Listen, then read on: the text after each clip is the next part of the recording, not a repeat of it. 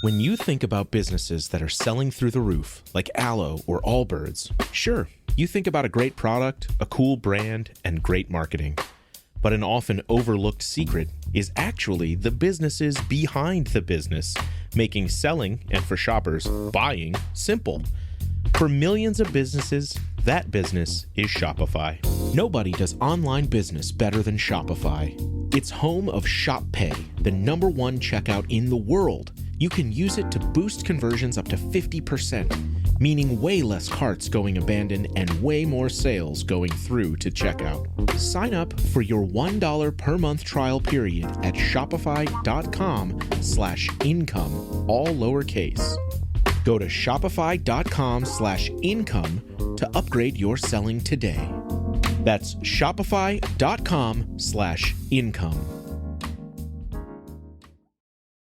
This podcast is supported by Progressive, a leader in RV insurance. RVs are for sharing adventures with family, friends, and even your pets. So if you bring your cats and dogs along for the ride, you'll want Progressive RV insurance. They protect your cats and dogs like family by offering up to $1,000 in optional coverage for vet bills in case of an RV accident, making it a great companion for the responsible pet owner who loves to travel. See Progressive's other benefits and more when you quote RV insurance at Progressive.com today. Progressive Casualty Insurance Company and Affiliates. Pet injury is an additional coverage and subject to policy terms. BTW, FYI. Visit Nexplanon.com RN to learn about Nexplanon. It's an adjustable implant, 68 milligrams radio pain. Or ask your HCP IRL. Okay, TTYL. Hello, mega orderers. As you can imagine, we have been chocked to the brims with emergency content about the Israel-Iran war. As a result, both the penultimate and final Jason Alex Hall co-hosted episodes were pushed in our calendar. We recorded them long before the war began, and we are airing them to give you other perspectives. So when we talk about the war in the Middle East in these episodes, we are speaking about Gaza and not yet about the Iran matters. However, the larger themes in a way have just become more true in terms of the nature of the disorder. So I think that these make a good listen. Please enjoy. I'm Jason Pack. And I'm Alex Hall, and this is Disorder, the podcast where we try to find order in our mad world. Oh, my mega orderers, there is way too much disorder. I have bad news. We're sad to announce that Alex is stepping back from being one of the co-hosts for now. We'll still get to occasionally hear her, and she will be a friend of the pod, but man, I'm going to miss her. I like being the American in London, sharing my perspectives with the Brit in DC. I always thought that Alex, having been a former ambassador and me being more of a commentator, academic, we compared, we contrasted, we had enlightening stories. And particularly, I helped to understand the disorder better when I realized that her kid's bedroom was really the embodiment of the enduring disorder. A microcosm of disorder. Exactly. And the great quote that, your husband found the pod surprisingly good. I'm really going to miss you. And I'm so happy that we're getting a 2-part farewell episode. We're just going to have a chat now about how you feel about things, how you emotionally and personally are handling this traumatic and destabilizing time. This is our penultimate. And then we're going to come back with an episode about what's changed in the world, how you see things differently, our highlights about doing this together. So, Alex, has the disorder gotten so bad that you just need a breather? Yes, the disorder has not been contained in my kid's bedroom. So I'm really sad to be stepping back, but I think it's time. It's been over 2 years since you and I first chatted about the pod, and I traveled up to see you in New Jersey, and we went out for dinner and tried to sort of feel our way and establish whether we had the sort of chemistry that would mean we would spark on air. But yes, the reason I'm stepping back is actually it's because the disorder has spread, both physically and metaphorically as well. In my own personal life, I've got 2 boys right at really important teenage years. My oldest one is on the threshold of applying for university, and I need to be here for him. And my younger one is entering high school and needs to focus and stop continuing his happy-go-lucky ways and realize it starts getting serious. And so there's a little bit of a need just for me to step back from a personal point of view. But I also have to admit, the pace of events in the world, the chaos, the disorder, the daily onslaught of bad news headlines is beginning to scramble my brain. And I just want to step back a little. I can't actually handle it for my own mental health and sanity. And for those of you who don't already know this, I live just outside Washington, D.C. I have dozens of friends and family who've been affected by what's been going on in the last few months under Trump.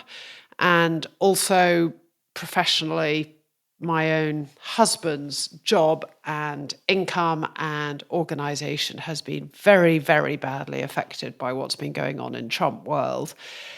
And I kind of need to step back and be there for my family and not to allow myself to get consumed. And to prepare for these episodes, I do an enormous amount of reading, and it's just overwhelming. Yeah, I think that your experience and your exposure here reflects what probably a lot of the listeners feel. We're in a dilemma, which is something that I'm talking about with my mom almost every week. She's retired, but she wants to stay informed, and she's an educated woman.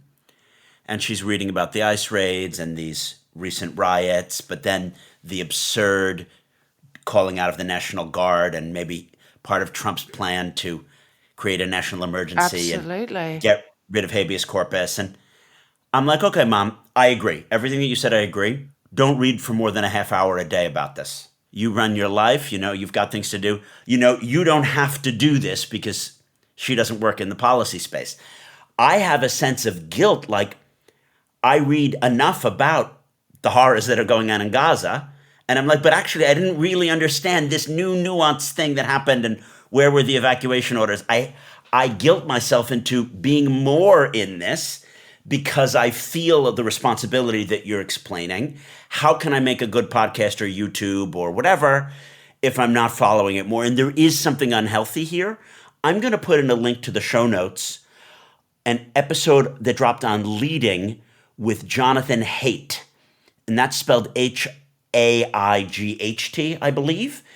And he analyzes the way that social media changes the brains of young people. But I think for us, even if we're consuming it in traditional media, there is this negative phenomenon of anxiety, which is caused by having to process all this information if you take it seriously. And the very nature of who we are, we're going to take it seriously. And then we have our own lives and our kids and our health to deal with.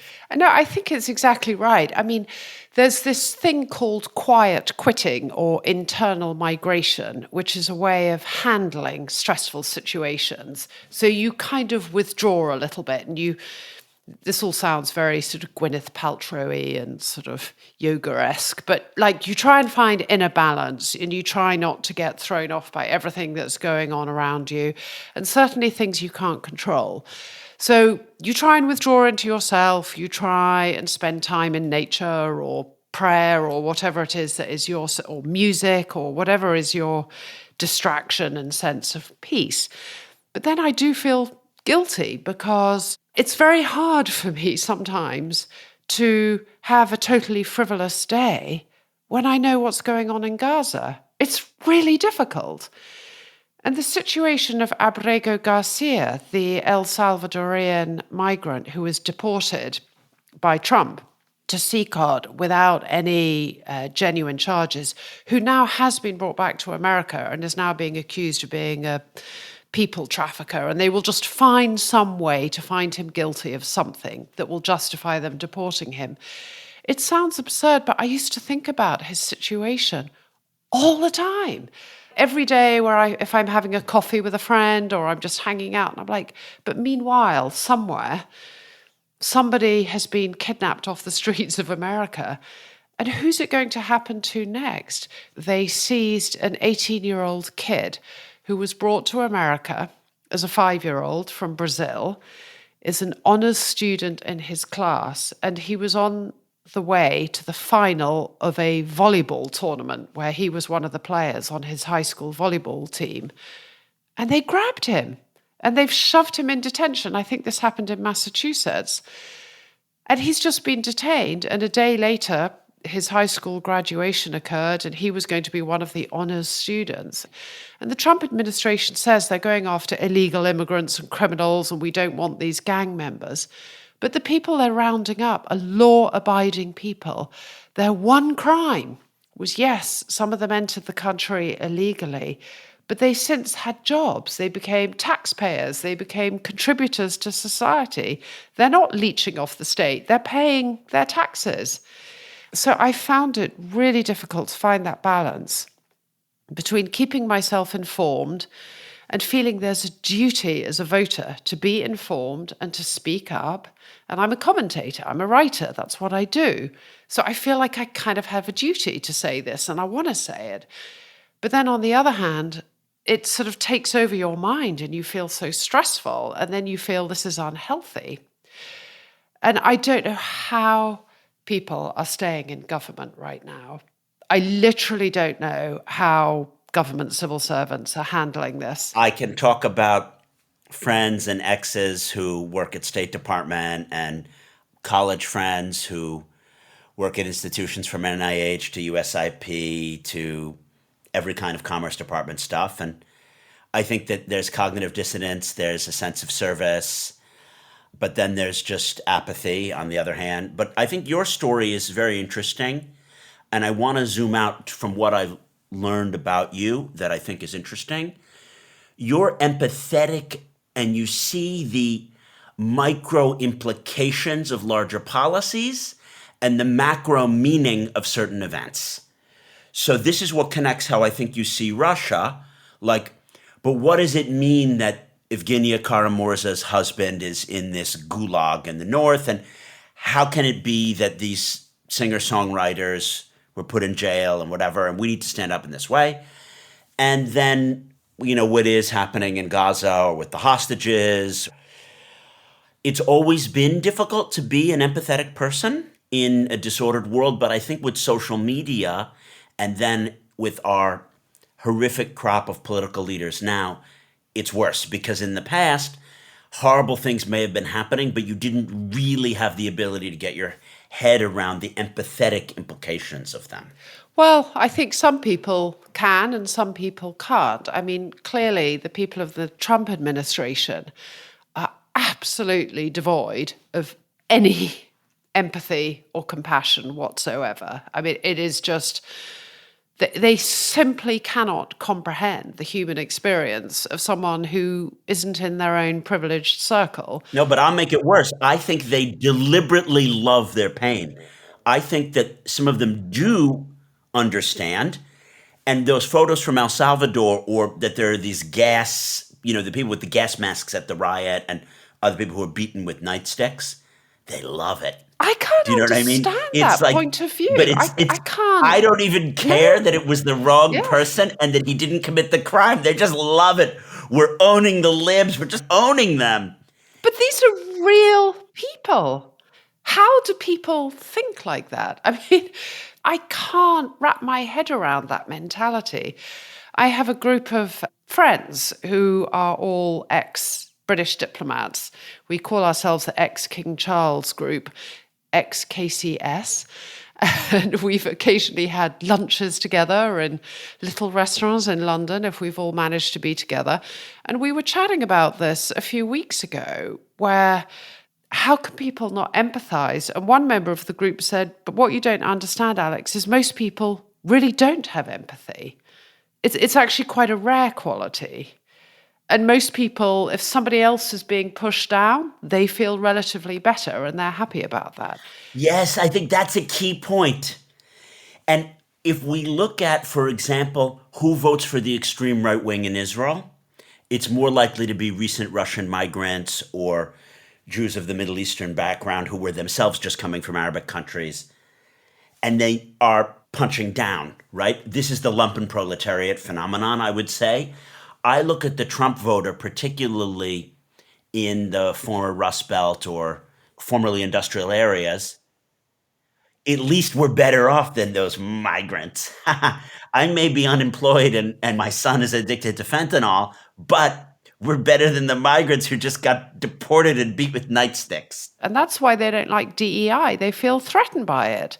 I'm actually really pissed off about this backlash against DEI because for thousands of years, certainly for hundreds of years, men and white people have had it pretty darn good. And there's been an effort to level the playing field and give more opportunity and find ways for women or for people from disadvantaged backgrounds to succeed. And they're succeeding. And suddenly everyone's like, oh, this is so unfair. This is really grievous. And now boys aren't doing so well at school. And this is a problem. Well, I do accept there is a problem that actually quite a lot of teenage boys are struggling. But the problem isn't that girls are doing well. The problem is that boys aren't doing well. I just don't want to have a quota system. And no, we can come back. I just don't want, because my fear, because I've experienced it, because I've heard about it, is we're going to go to a world where they're sitting there in the physics department and there are 80 spots and they have to get 40 women and 40 men. Yeah, of course. And the fact is that 400 men have applied for those physics spots and 42 women have. And you're going to get to the reality where they're like, well, great, all the women get in because we don't have enough women doing physics. That isn't a good outcome for me. And what I've seen is this bizarre overcorrection of a quota thing, whereby I don't have many Republican friends and my parents have fewer. But we all know the phenomenon of the Black Republican or the East German Republican who ends up being a Republican. He understands he doesn't want his degree from Yale to be devalued. Well, I'm just Black and they had to let in affirmative action hires. He wants his degree from Yale to count like a degree from Yale because he earned it. And he got in the way that anyone was supposed to get in. So my anti-DEI sentiment is an anti-quota. Let's have everyone have equal fucking opportunity. Because I really believe that there are tons of great female, Black, Eskimo scientists, and we need to not have barriers for them. I don't want a tick box where we need to let in each year 2 female, Black, Eskimo scientists, so then they get created and they get put in the physics department. Yeah, no, of course. And in fact, the former president of Harvard, the one who had to step down after mishandling the Israel-Gaza protests on her campus and being called out at a congressional hearing where she could not condemn threats to kill Jews, which I still think is a massive fail on her part. It was actually shocking. But a lot of the snide comments about her also were, well, she only got the job anyway because she was Black and female. And that's very damaging. And if I'm critical of the Democrats, I will definitely say that one of the reasons they lost quite a few minority voters in the last election is because it did look like they were campaigning like you should vote this way if you're Black, or you should vote this way if you're female, or you should vote this way if you're Latino. Whereas actually most people, they just want good schools, good opportunities, good jobs. The same concerns can affect all voters. And anyway, we digress. But coming back to this sort of personal stress and this personal situation, I do feel personally threatened by what's going on in America as well. I'm not a native-born American. I'm a naturalized American citizen. I speak very critically about this administration, and I speak fairly critically about Israel and very sympathetically about the plight of Palestinians in Gaza, which of course does not make me a defender of Hamas. And I have also spoken many, many times about my anguish for the situation of the hostages and my recognition of the trauma and actually the barbaric nature of the 7th of October attacks. The very fact that we have to say that to sort of justify our criticism of Israel. But these are all things that, make me a very undesirable American in the eyes of this administration. And I'm Do you frightened. really think it's going to get so bad that they can deport or put a former British ambassador who's married to an American who has a Senate confirmed position, that they can, ship you away or silence you? Or if we're at that point, we're at the Handmaid's Tale, there's no democracy, the whole thing is so beyond off the rails. Is that your actual fear? Yes, it is. And I have friends who have students staying with them who they've advised don't leave the country in case you don't get back. But those are students. You're a retired British ambassador who has an American passport. They have detained very well-known academics. So not all of them have American citizenship. I mean, I appreciate I have American citizenship now, but there are people around Trump who have said, once we've dealt with the green card holders and the people here on student visas who aren't sufficiently loyal and respectful to our country, we're going to come after naturalized citizens. There are people in that orbit. So the point is it makes me afraid. I empathize with your fears. I just want to point out to the listeners, if we're in a world where Alex need to have those fears, and I'm so afraid of being on an enemies list that independent of the fact that the aesthetics of Trump are something I can't stand, I felt it might as well be good for me to have a second passport, even if I have to pay double taxation on all of my remittances and it's costing me tens and tens of thousands of pounds of accountancy and lawyer fees. I'm also terrified. I would say that the things that I'm terrified of are more likely to happen. I'm not worried about being bundled off and shipped out of the country. I'm terrified about being on some kind of list. We're both low enough down on the enemies list that they have to deal with all the Scaramucci's and the John Boltons and all the people who, were disloyal and whatever. And they'll go through 1,000 of them. And they're never going to get to us at number 47,024 on the enemies list. You know what I mean? They're not going to get to me. But then if they do get to you, I think in your case that the UK is the US's most important ally and that you happen to be an ambassador of the US's most important ally, you can't really be bundled off and deported. This is just, call me naive, but if we get to that point, we have worse things on our hands than our fears right now. I think we have pretty bad things to hand, irrespective. I don't want to make this about literally me being bundled off a plane or anything like that. I mean, that's too self-referential, and I'm not that important in the greater scheme of things. What I'm trying to convey is that sense of fear and that uncertainty. It does make you worry. And I want to say something about just what I see when I see the protests, both the anti-immigration protests, the pro-Palestinian protests, the anti-Semitic attacks in DC and Boulder. I am seeing a world ahead of political violence. And political violence is not rational. It really is insane to be gassing people who are coming out in solidarity for some migrants who may be deported by ICE raids. You can't really gas those people. They haven't done anything wrong. It's insane, right? It's also really insane to use Molotov cocktails and flamethrowers on some people having a commemoration for the hostages. They have not done anything in Gaza, but I could just see a tipping point of political violence, and now we're getting into things, which is that Trump is going to declare a national emergency. He's going to use what's going on, and the pretext of anti-Semitism is also really insane because it pins on the Jews and Israel shit that Trump really just himself wants to do about cracking down on higher education and cracking down on protests. It has absolutely nothing to do with the Jews in Israel, but it's an incredibly sophisticated way to insulate himself from the backlash and cause more divisions, I might argue. But what I feel afraid of is that we're going to be in a situation where we're not that prominent, but someone might be like, oh, you run that Disorder podcast. You're one of these pinko lefties. Let's find the guy's house. And who knows what happens from there, right? Yeah, so when we began this podcast, we didn't imagine we would actually be even remotely entertaining notions as extreme as this. I recently read an excellent article by a Georgian, that's the country of Georgia, civil society activist who wrote saying she could not imagine how quickly democracy in Georgia has collapsed. And she said it can collapse faster than you think, and it can happen anywhere, and it could happen to you. And it was a really excellent article.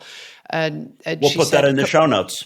I'll send it to you. And she was talking about complacency. And you and I on previous episodes have talked about complacency or not keeping informed. Or I was talking to Bill Kristol, who is a very well-known Republican commentator who He's the leads... neocon who turned against Trump, as did Irving Kristol.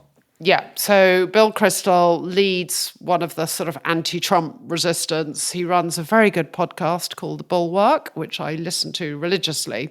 And he and I were chatting, and I was saying to him, one of the things I found so disturbing about this moment is how much the Republican Party has been co-opted and how much they are willing to tell lies to themselves to sort of justify their own complicity.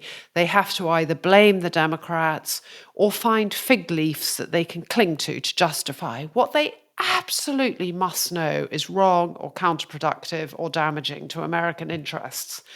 But they find these fig leaves, and when you're lying to yourself, and I saw that corrosion in British politics, in Brexit, where members of the Conservative Party started deluding themselves over Brexit in order to justify and to live with themselves, and in order to be able to back what was patently and manifestly awful deal negotiated by Boris Johnson on Brexit. And they sort of deluded themselves.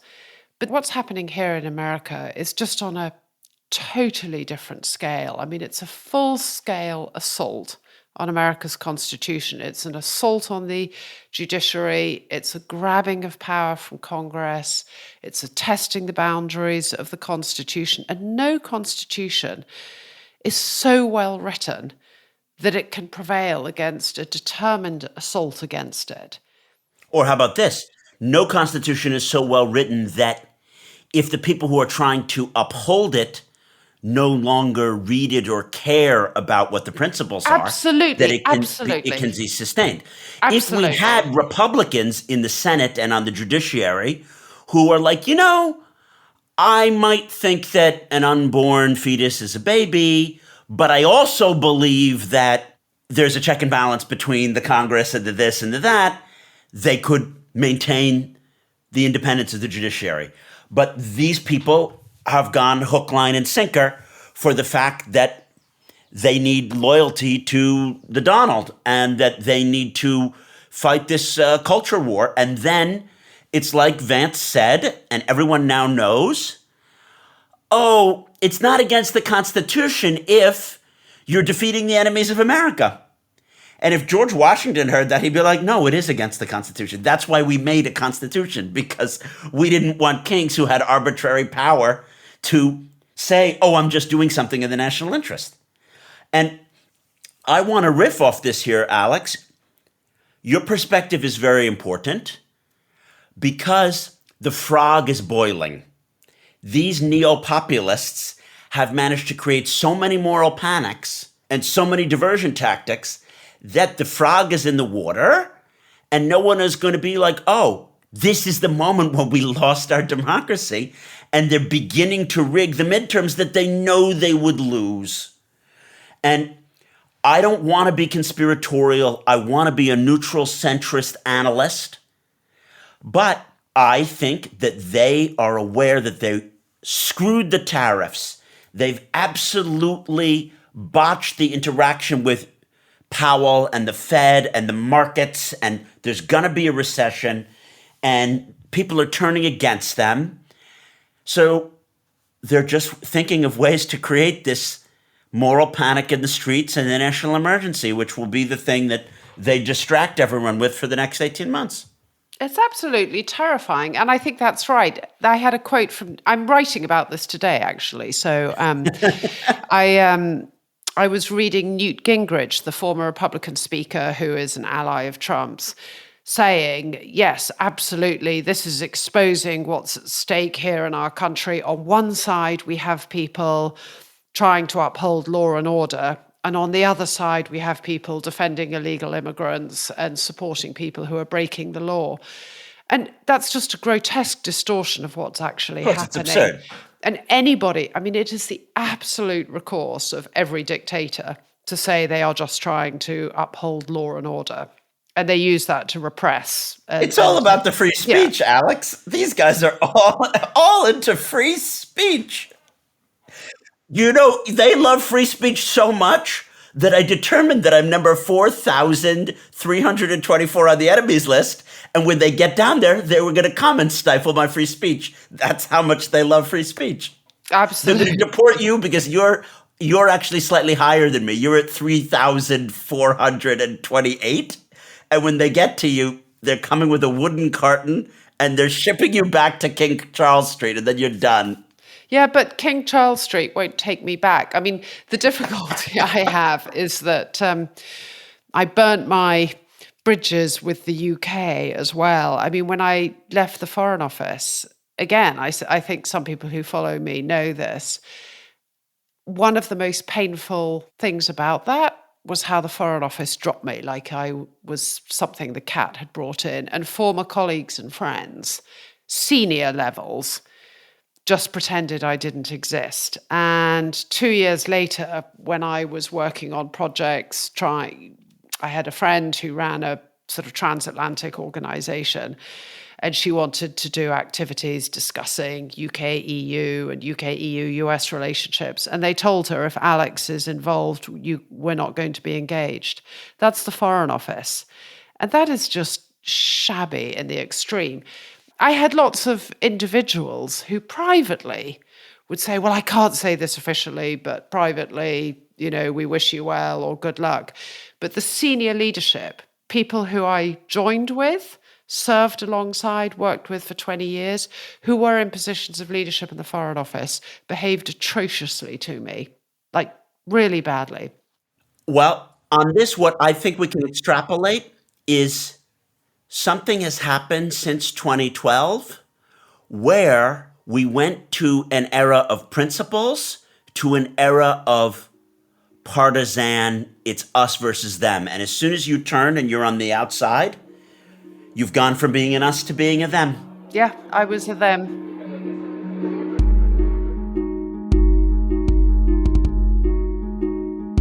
When we're back from the break, Alex and I discuss, with all this disorder around us, how do we handle this moment personally?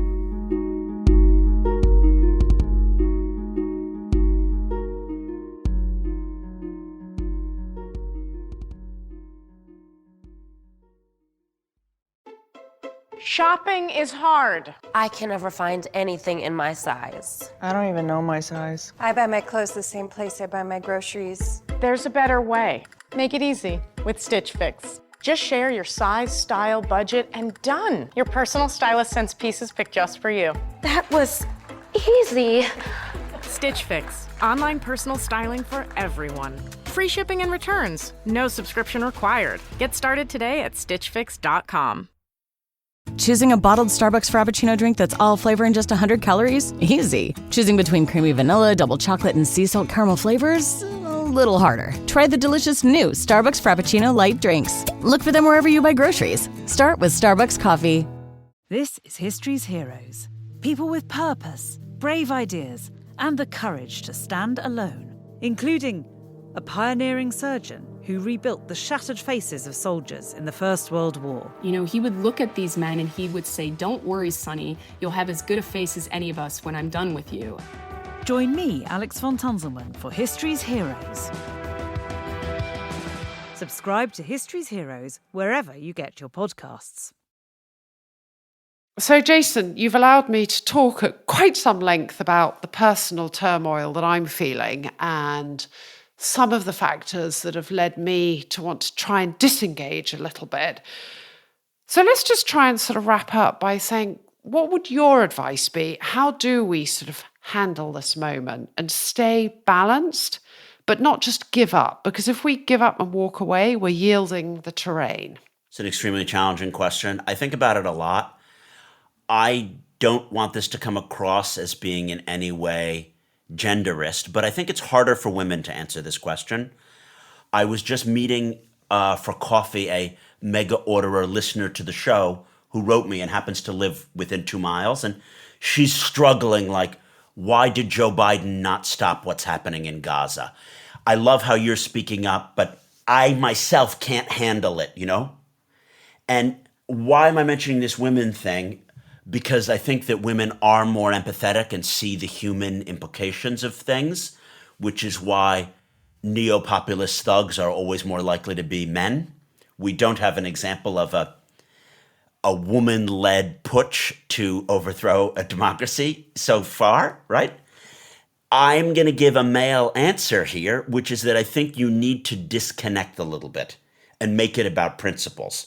So when I read the news, I'm incensed because I don't believe the National Guard should be called out on peaceful protesters.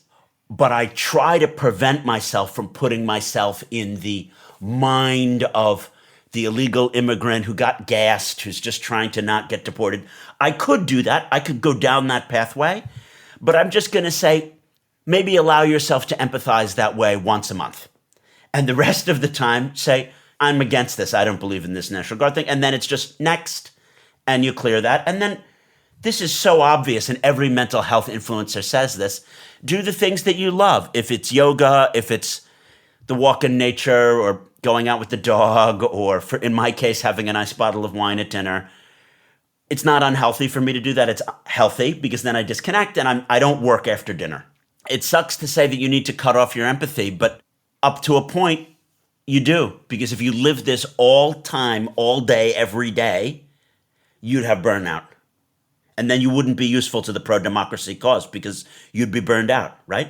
I think it can be self-indulgent to emote too much as well. I mean, you have to stay focused. My husband is absolutely brilliant at it. He had to lay off hundreds of people as a result of Trump administration policies. And I really admired his ability to approach it in a very professional way and try not to personalize every decision, which involved people who were friends of his or associates. And he just had to do the job very professionally. And he also has the great ability to leave his work behind. And then when he's at home, he's engaged with our kids, he's engaged with their sports, he's engaged with the dogs, and then he uses power tools at the weekend, sort of chainsaws, and sort of cuts down trees and axes and things, and sort of vents that way. Healthy aggression. It's directed in a very positive way. He's gardening.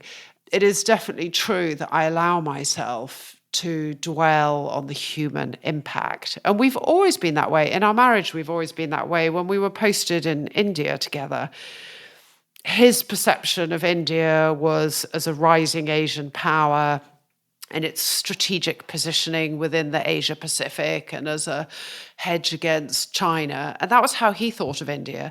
And I thought about the caste system and the sort of forced marriages and the suicides of women and the discrimination against Muslims and the situation of small tribes in Assam. And that was just how we're constituted. I think about the people and he thinks about the strategy. And we need both people. And it's so important that the world has these different kinds of people because to do geopolitics, you need both. Well, and I think we have a very happy marriage because I am capable of thinking about the big strategic picture and he helps me focus on that. But I think I help my husband occasionally remember that there are real people involved and to be aware of that. So I completely endorse your prescriptions. I get really down about what's happening in the Middle East, Alex, and I need to have non-Middle East time. Like another thing I'm going to say is maybe at the weekend, I'm not someone who's very good at doing this. So I'm just proposing it as an idea, like, don't read the news. It's the weekend. I'm not going to read the news, or not about certain subjects, no Middle East at the weekend, or I'm just going to be doing this. And again, I don't succeed at it, but I really probably believe that to have smartphone cleanses and news cleanses and all of this, because our brains were not built for this 24-hour news cycle. Clearly, it is negative for your health and well-being, as well as attention span and ability probably to write good articles, to constantly be overwhelmed with all this information. Absolutely. I'm lucky to have my kids. This weekend, there was a baseball tournament and it got rained off.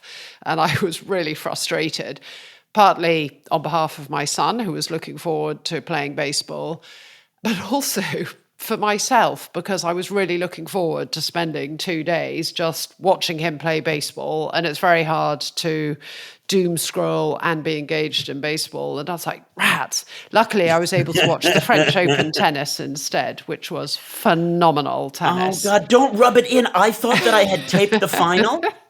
And then I have to make a rant about US-UK things here. It did not occur to me that the final could be on a channel that you needed to have paid for or have a subscription for. So I have the ability to just tape all the tennis. Mm-hmm. And at the end, it's like it taped it, and it's just static because I didn't pay for whatever it's called, TNT World 1. No. And I was like, clearly it must be that the final is on the public thing. Why would I need to pay for it? I just want to watch the semis and the finals. And I waited, and I'm going and I'm watching it like, oh, I have to fast forward. And it's 7 hours. I got 7 hours of nothing. No, that's so awful. So I watched the Coco Gauff and Elena Sabalenka match first, and I was rooting for Coco Gauff. I thought she was so graceful. She was so tenacious. Her demeanor was so good. And Sabalenka, the more she sort of whinged and moaned and complained at the weather gods and the wind gods, the less sympathetic I became to her. In the Sinner Alcaraz match, I didn't think I had a vested interest. I was fairly even-handed, but I started finding myself rooting for Alcaraz, as I suspect most of the crowd did, just because you wanted him to raise his game. And then it just became riveting. And then I felt sorry for Sinner, who played great and was very graceful in defeat. On which note, I might also add, you and I have talked about trying to call balls and strikes fairly on this pod. I thought it was absolutely magnificent. Twice, at least, during yesterday's game, Alcaraz, the umpire called out one of Sinner's serves, and twice Alcaraz corrected the umpire and let Sinner take the point. And that is one of the reasons I love tennis, the good sportsmanship. And at that point, Alcaraz was losing quite badly. And twice he did it. That's class. Wow. Yeah. I think this is actually a great way to order the disorder. It's that in your private life, be classy.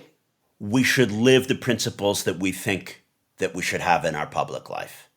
From tipping waiters and waitresses and Uber drivers who make much less money than you, to dealing kindly with people who might be illegal immigrants, to donating to charity, to all this stuff. I mean, I think a lot about the issue of tipping because a lot of people don't tip here in the UK, but I'm very conscious to tip more because I get the sense that, there's this cost of living crisis and these people may not even speak English properly and you got to help them in this way. Like I feel something there and I'm not trying to virtue signal. I'm as self-interested and hypocritical as the next person. But when you see about sportsmen, we have something like this in backgammon.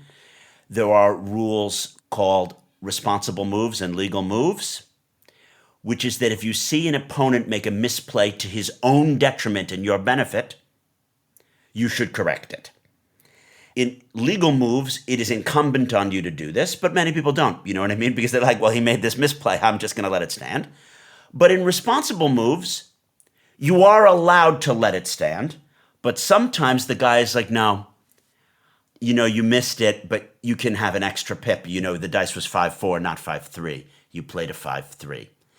And almost invariably, the people who do that behavior are like super good people in their own personal life. And it's probably like you said with Alcaraz, that this is a great test case, because in the heat of battle and in the moment, the last thing you want to do is give up a point or have the guy rolled one more pip than what he played.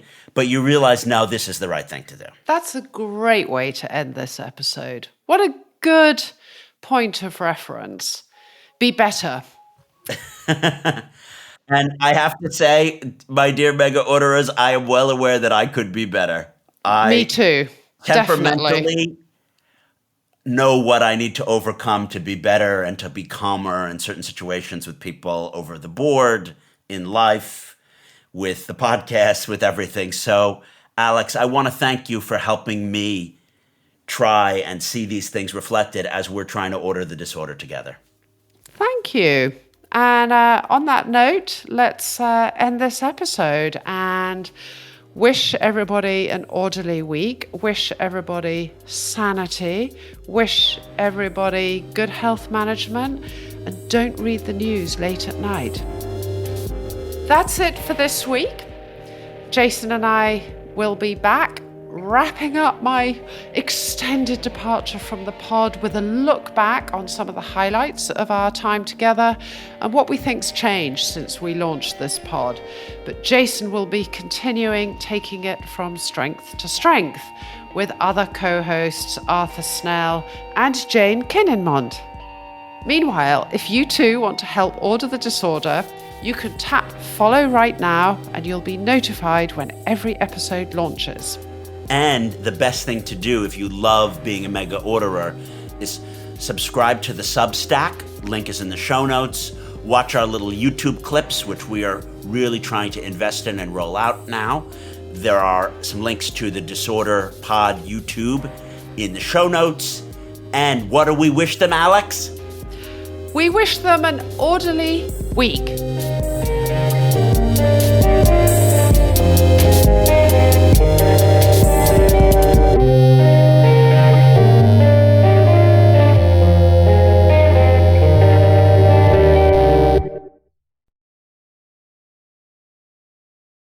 Hello, hello, mega orderers. We strive in partnership with the new production company Evergreen to create the best possible listening experience for you, the orderer. We appreciate your feedback about the show. We want to learn about you. What topics would you like? What kind of sponsors do you want to hear about? How we have a better experience? If you go to theshowsurvey.com/disorder, you can take a short anonymous survey and you will be entered in a drawing to win a $100 or £100 Amazon gift certificate.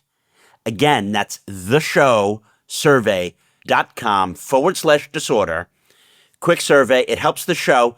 And each week we will select a winner from participating. So you have a really high chance of winning. That's you, mega orderers. Go fill out the survey.